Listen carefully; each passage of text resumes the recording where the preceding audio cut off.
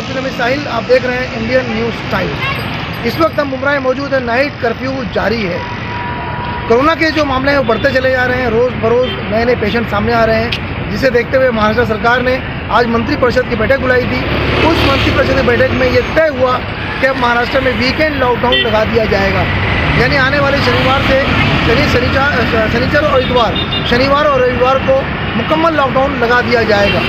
सरकार ने ये फैसला किया कि चूँकि कोविड के पेशेंट बढ़ रहे हैं, नाइट कर्फ्यू वैसा ही जारी रहेगा, यानी रात 8 से लेकर सुबह 7 बजे तक, और दोपहर में धारा 144 भी लागू रहेगी। लेकिन आने वाले जुम्मा से यानी फ्राइडे से रात 8 बजे से लेकर मंडे सुबह 7 बजे तक कंप्लीट लॉकडाउन लगा दिया गया है। इस बीच क्या चीज़ें खुली रहेंगी, क्या नहीं खुली रहेंगी, ये जानना बेहद ज़रूरी है। लॉकडाउन के दरमियान तमाम सिनेमा हॉल, खेल के मैदान, मॉल्स ये मुकम्मल बंद रहेंगे। बार भी मुकम्मल बंद कर दिया जाएगा। आम दिनों में यानी मंडे से लेकर फ्राइडे तक ये सारी चीज़ें खुली रहेंगी। मार्केट को खुला रखने का पूरा यानी सब्जी मार्केट भी खुली रहेगी, दुकानें भी खुली रहेंगी, लेकिन सैटरडे और संडे हर चीज़ मुकम्मल बंद रहेगी।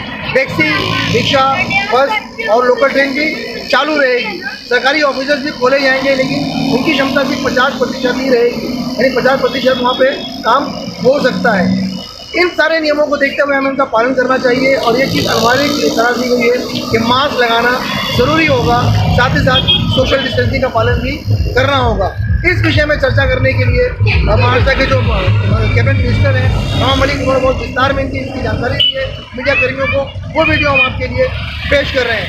देखते रहें इस तरह की खबरों के लिए हमारा चैनल इंडियन न्यूज़ टाइम। सतर्क रहें, स्वस्थ रहें, यही हम आपके साथ कामना करते हैं। मैं आपका साथी अब्दुल हमीद साहब। आज मंत्री परिषद की बैठक हुई और कोरोना को रोकने के लिए कुछ महत्वपूर्ण निर्णय लिए गए। महाराष्ट्र में सख्त नियमावली बनाई गई है। कल शाम 8 बजे से वो नियमावली लागू होगी। शाम 8 बजे से सुबह 7 बजे तक महाराष्ट्र में रात का कर्फ्यू लागू रहेगा। बाकी समय में 144 5 से ज़्यादा लोगों पे जमा होने पे पाबंदी रहेगी। सभी मॉल, रेस्टोरेंट, बार्स ये बंद करने का निर्णय लिया गया है। टेक अवे सर्विसेज चालू रहेगी। एसेंशियल सर्विसेज के जो भी वो है वो चालू रहेंगे। सरकारी कार्यालय 50% की क्षमता से चलेंगे। इंडस्ट्री पूरी तरह से चालू रहेगी। वर्कर पे किसी भी प्रकार की पाबंदी नहीं रहेगी। कंस्ट्रक्शन साइट पे जहां वर्करों को रहने की व्यवस्था है वो सारी कंस्ट्रक्शन साइट चालू रहेगी। सरकारी ठेके में जहां लोग काम कर रहे हैं निर्माण का, वो सारे काम चालू रहेंगे।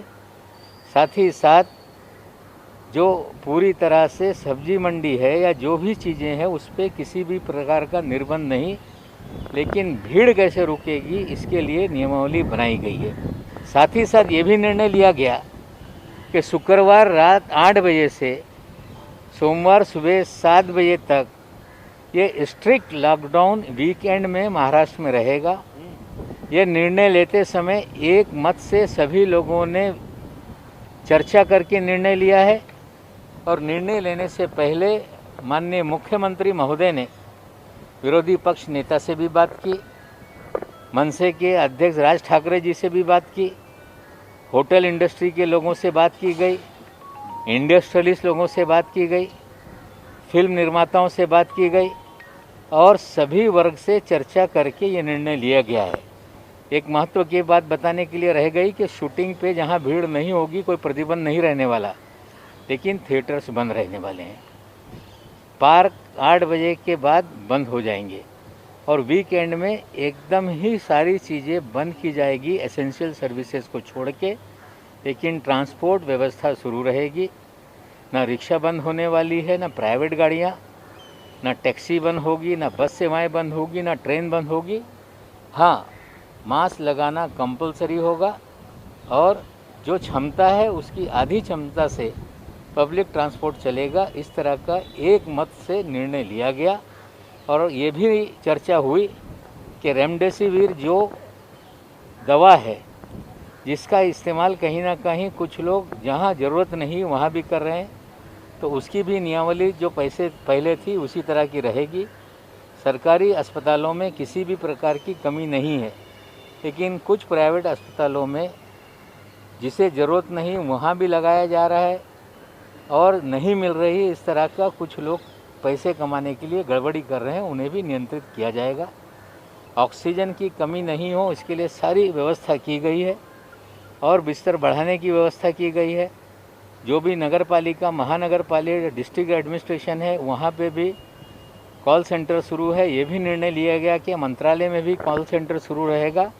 हमें लगता है ये सारे नियमों का जनता ने पालन किया तो निश्चित रूप से महाराष्ट्र में कोविड पे हम कंट्रोल कर पाएंगे।